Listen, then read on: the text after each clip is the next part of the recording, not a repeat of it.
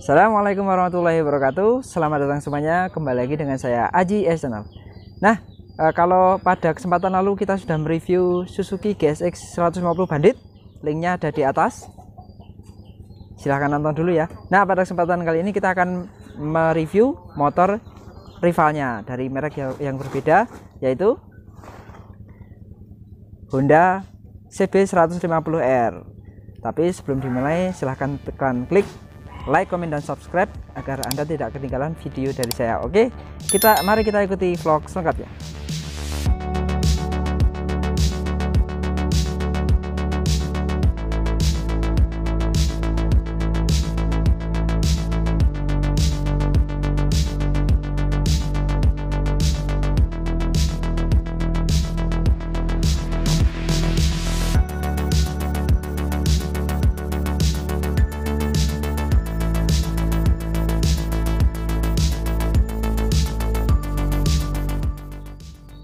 Nah, ini dia sebuah CB 150R tahun 2016. Nah, kita cari yang tahun seangkatan ya, karena untuk CB yang terbaru itu harganya sudah melebihi jauh dan speknya pun banyak perubahan, jadi nggak head to head jadinya ya, yang mirip-miripin saja lah ya. Nah, ini milik keponakan saya, kebetulan ini sudah di rumah saya selama 1,5 tahunan, jadi insya Allah nanti apa yang saya sampaikan adalah opini saya dan ditambah dari beberapa sumber yang insya Allah bisa dipercaya. Kemudian pada kesempatan ini nanti kita akan review sekaligus membandingkan dengan Bandit biar ada pembandingnya. Kemudian besok kalau ada Vixen kita juga akan mereview dan membandingkan antara Bandit, CB, dan Vixen. Oke, kali ini kita akan bandingkan CB dan Bandit sekaligus mereview. Yuk kita langsung saja bahas satu persatu.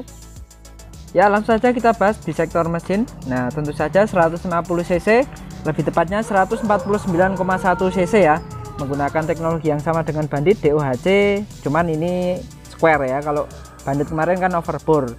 Nah, kemudian ini mampu memuntahkan tenaga 16,6 HP, agak lebih sedikit daripada Bandit yang 18,9 HP, cuman ini dapat diraih di 9000 rpm, lebih rendah. Kalau Bandit kan 10.500. Sedangkan torsinya yaitu 13,8 Nm, ya hampir mirip lah dengan Bandit. Cuman ini lagi-lagi bisa diraih di RPM 7000 karena ya square tadi ya.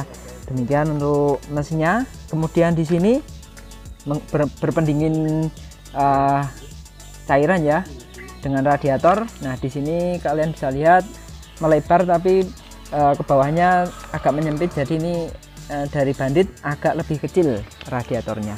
Ada kickstarternya juga, yang nggak tahu kenapa ini kickstarternya lumayan berat ya, beda dengan Bandit dan GSX series ini agak berat. Kalau kickstarternya mungkin tidak ada dekompresinya mungkin ya, saya juga kurang tahu untuk masalah itu. Nah, secara tampilan seperti ini ya, CB 150R, kesannya itu keren, modern, dan gagah ya. Ya, kita bahas dari sini. Sudah menggunakan LED, baik lampu dekat maupun jauh. Seinnya juga sudah LED bawaan, jadi ini sudah full LED termasuk belakangnya juga ya. Kemudian suspensi yang model ini masih teleskopik biasa. Kemudian cakram lumayan besar, cuman kalau dari Bandit lebih besar Bandit, dan ini masih rata, belum wavy. Kemudian double piston dari Nissin. Untuk bannya, velgnya ya, maksudnya itu menggunakan dari Paco 2,5 inch yang di ribbon Honda, tapi masih ada merek Paco nya di sini ya. Kemudian bannya Roadwinner ukuran 100/80 depannya, jadi gede ya ukurannya. Oke, demikian untuk bagian kaki-kakinya. Kemudian kita ke kokpitnya. Nah, di sini speedonya digital tapi masih sederhana sekali, belum ada posisi gear, dan hanya ada trip A trip B untuk konsumsi BBM. Kemudian pengaturan apa itu, blipper apa itu namanya ya, untuk perpindahan gigi itu belum ada, jadi ini masih sederhana sekali ya, hanya ada trip A trip B saja. Untuk penggantian oli belum ada. Begitu, jam sudah ada tadi. Nah, kemudian untuk panel-panelnya di sini seperti biasa ada high beam, low beam, kemudian ada klakson. Di sini ada lampu rating ya. Kemudian di sini belum ada lampu dim atau pass beamnya. Kemudian di sini starter belum ada engine kill switch-nya, dimana engine kill switch dan pass beamnya kalau di Bandit sudah ada. Kemudian di sini pengunciannya menggunakan biasa seperti Honda umumnya, cuman ini saya menggunakan yang kalau dikunci stang itu akan langsung menutup sendiri seperti ini. Cuman untuk membukanya masih biasa diputer, tidak seperti Bandit yang ditekan saja karena shutter key ya. Nah, kemudian ini enaknya Honda itu bisa mengunci stangnya ke kanan maupun ke kiri, ini bisa, jadi memudahkan ya. Kalau mau parkir areanya terbatas, ini bisa ke kanan dan ke kiri. Kemudian untuk tank padnya seperti ini, kok tank pad apa, tutup tangkinya seperti ini, sama seperti Bandit. Kemudian desain ininya bagus ya kawan-kawan, agak besar. Kalau kalian kemarin masih ingat review Bandit saya itu kecil ya sini, kalau ini agak besar, tangkinya juga agak besar. Di sini besi, kalau yang model ini belum pakai cover ya, masih besi seperti biasa. Di sini ada semacam wingnya. Nah, untuk bahan-bahan plastiknya, untuk sekelas Honda CB ini lumayan tebal. Cuman kalau dibandingkan dengan Bandit kemarin masih kalah tebal sih. Misalnya ini, kalau kemarin kalian ingat, suaranya di Bandit itu keras banget ya. Jadi ya kalau dibandingkan Bandit masih kalah bahannya, tapi kalau secara keseluruhan Honda sudah lumayan bagus ini bahannya. Kemudian di sini ada bahan-bahan kulit jeruk yang di sini lumayan bagus, tapi yang belakang-belakang sini agak kurang bagus ya. Nah, ini kawan-kawan, ini kalau kena panas gampang sekali mudah memutih seperti itu. Kemudian nanti kalau digores tangan seperti ini, nah ini susah sekali hilang, aduh. Ya begitu. Untuk bagian knalpotnya kalian bisa lihat, ini salah satu motor 150 cc dengan desain knalpot yang keren, yang paling keren menurut saya. Bandit kalah sih kalau desainnya knalpot keren ini. Kemudian jok ya, untuk jok ini juga lebih lebar daripada Bandit, cuman agak keras. Cuman ini lebar ya, kalian bisa lihat konturnya, untuk menopang pantat itu oke sekali. Dan untuk boncengers ini juga agak lebar. Dan di sini desain handle-nya itu keren ya, separuh gini, ini dari aluminium, bagus. Kemudian kita ke bawah, ini modelnya bisa terlipat seperti ini. Selain untuk ya nikung-nikung aman, kemudian lebih keren, ini juga untuk jalan selah. Kalau ini nggak bisa ditekuk, selahnya nggak bisa digunakan ya. Kemudian ini menggunakan 1100 mili olinya ya. Nah, kemudian ke belakang ini sudah ada namanya apa nggak tahu. Ini cover ini dan menyambung di bagian cover rantai situ. Untuk handle pancatan belakang seperti ini. Kemudian rem belakang satu piston, Nissin juga, depan belakang berarti Nissin. Cuman ini agak besar ya dibanding dibanding Bandit. CB ini lebih besar piringannya. Kemudian armnya kalian bisa lihat ini juga lebih besar daripada Bandit. Ukuran velgnya saya kira sama ya, cuman bannya juga sama sih. Yang belakang 130/70. Nah, ini menggunakan Roadwinner juga, IRC ya. Kalau belakang sama, yang depan beda, gedean punya CB sih. Oke, begitu. Kemudian kita lanjut ke sini. Nah, desainnya CB itu kan merincing-rincing seperti ini ya, keren ya. Ini lampunya juga keren ya. Ini kalau nggak nyala putih seperti ini, tapi kalau nyala menjadi merah. Dan kalau direm menjadi lebih terang. Dan di sini ada lampu plat yang penempatannya itu sangat oke, nggak kelihatan, tapi ini berfungsi sekali ketika malam, ini menjadi putih terang. Sen belakang sama dengan depan, bentuknya dengan LED. Nah, seperti ini. Ini bentuk belakangnya juga proporsional. Untuk spakbornya juga tidak terlalu besar. Kalau Bandit kemarin kan terkesan gede ya, jadi seperti ini lebih keren sih. Nah, ini kawan-kawan ya, ini kelemahannya kulit jeruk plastiknya itu seperti ini kalau Honda ya, agak gampang mati, kemudian putih, kemudian kalau kena gores ini nggak bisa hilang lama, seperti itu. Oke, lanjut. Kemudian di bagian rantai, nah ini rantainya menggunakan model seperti ini, nggak tahu namanya, ada semacam pelindungnya seperti ini. Nah ini yang menyambung, saya katakan tadi ya, bagian cover yang dalam ini menyambung ke bagian tutup rantai ini. Yang ini kurang sip ya kawan-kawan ya, coba lihat. Nah ini goyang-goyang, bisa lihat ya, ini bahannya kurang sip sih. Untuk pelek belakang, nah sama dengan depan, yaitu menggunakan Paco yang ada brandnya Honda. Bentar, Paco. Nah ini Paco itu berarti produsen dalam negeri ya, beda dengan Bandit yang kemarin menggunakan engke ya, walaupun engkenya juga engke lokal Indonesia, tapi tentu saja beda ya harganya.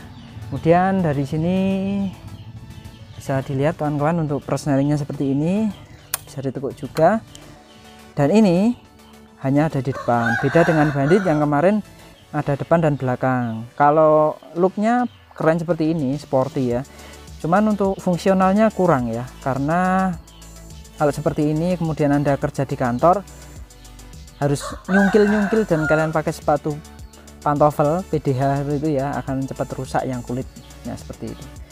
Nah ini plus minus sih, kalau kalian suka seperti ini ya, minusnya sepatu kalian jadi sering rusak seperti itu. Kemudian untuk suspensinya itu menggunakan Prolink ya, tuh efeknya menjadi lebih stabil, tapi ada konsekuensinya juga. Oke, saya rasa untuk desain seperti itu saja ya. Jadi untuk desain kalian tidak boleh bohong bahwa CB ini lebih keren desainnya daripada si siapa, Bandit ya. Nih, tapi di sini kalian bisa lihat ada yang kelewatan Honda itu. Lainnya sudah kekar, di sini bolong tuh, ya kan? Jadi kurang berisi sih. Harusnya bisa ditutup apa gitu ya. Dan ini tidak ada undercowl-nya, sehingga menjadi kurang kekar. Kalau ada dua itu tertutup dan bawah ada undercowl, saya rasa menjadi lebih padat. Oke, demikian saja untuk pembahasan review tampilannya dan beberapa teknologinya. Sekarang kita coba untuk test drive, kemudian nanti diakhiri dengan sesi plus minus. Oh ya, sebelum test drive kita mau sedikit menggeber bagaimana reaksi gasnya ketika diputar dan seberapa limiternya. Kemudian sebelum saya lupa, ini ada sebuah kasus yang sudah terkenal di Honda CB ini, yaitu mesinnya yang agak kasar, klotok-klotok katanya ya. Itu terjadi karena apa? Ya entah karena apa, itu Honda itu mendesain bagian camnya itu bagian jalur olinya itu kurang banyak ya.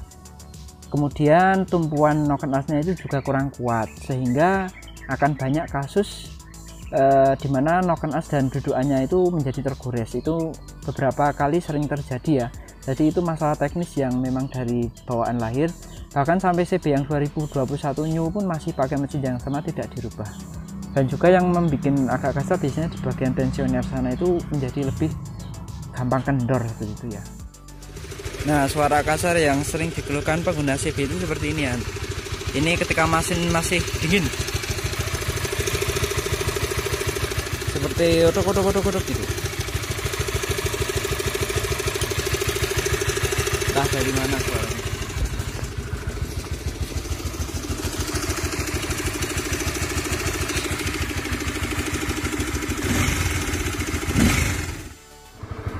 Nah baik kawan-kawan, kita coba geber ya.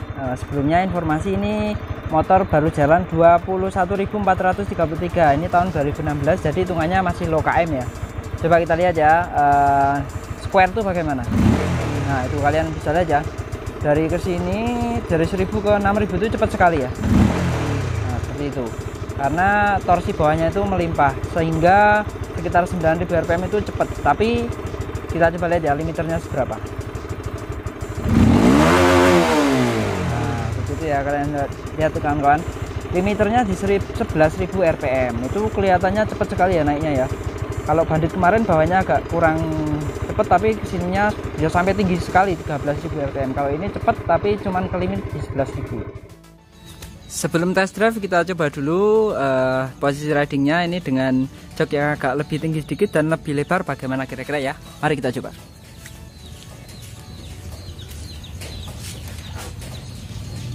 Nah, ternyata setelah dicoba bisa menapak dengan sempurna ya, dan posisi sininya pun mirip-mirip dengan Bandit, sama lah ya.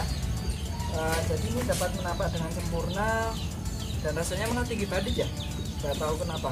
Dan posisi kakinya ini normal kalau ini ya, kalau Bandit kemarin kan agak ke belakang sini ya, kalau ini ya normalnya motor laki ya. Kemudian joknya ya memang agak keras, tapi ya kita coba saja langsung gas. Ya oke kawan-kawan, mari kita coba test drive nya ya, lengkapnya. Tapi maaf kalau setting kameranya kurang pas karena saya jarang ngevlog. Nah ini posisi ridingnya enak ya, nyaman, cuman joknya agak keras. Yuk kita coba suspensinya. Depan ada jalan jelek. Oke, coba kita lagi ke depan. Ini jelek ya ini ya. Ya, suspensi depannya oke, suspensi belakangnya keras sekali ya. Ya ini khasnya, ditambah joknya keras, jadi lumayan keras sih rasanya. Oke, kemudian kita coba handlingnya. Motor ini beratnya 163 ya. Ya rasanya lebih berat untuk manuver daripada si Bandit ya. Kemudian untuk respon gasnya ini gigi 2 ya. Bawahnya itu kayak gini, torsinya dapat banget. Kemudian transmisinya ya, transmisinya pendek-pendek ya, apanya cukup dicungkil sedikit gitu aja. Oke, sekarang kita tiba di jalan besar, kita coba untuk akselerasinya. Nah kita coba ya, square bagaimana ya, kosong.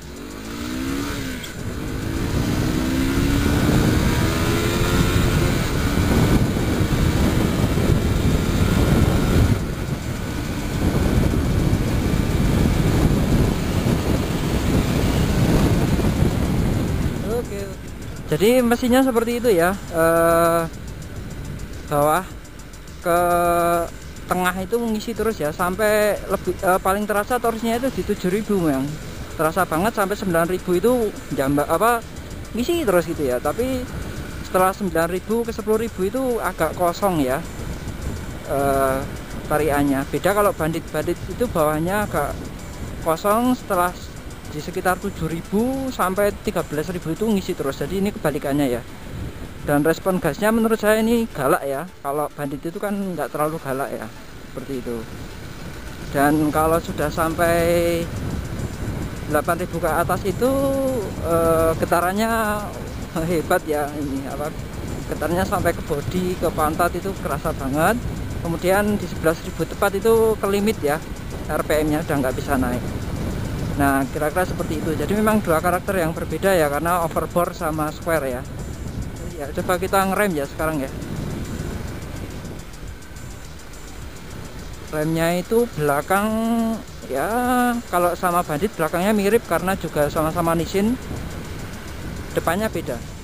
Nah, depannya menurut saya kurang pakem lah daripada si bandit kemarin yang menggunakan Hybre, itu jauh lebih pakem. Kalau ini kalian bisa pakem tapi harus dengan tenaga yang agak ekstra. Kalau bandit kemarin cukup ditoel dikit sudah pakem banget.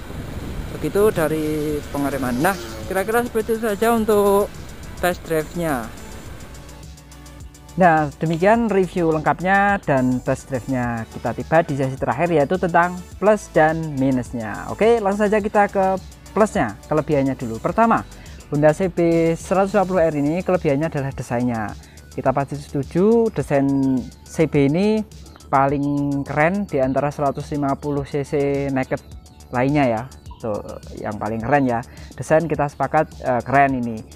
Begitu. Kemudian yang kedua, mesinnya itu halus ya. Tapi kalau di stasioner, bila dijajarkan ketiga motor misalnya Vixen, Bandit dan CB ini dijajarkan, ketika saya stasioner pasti akan paling halus ini.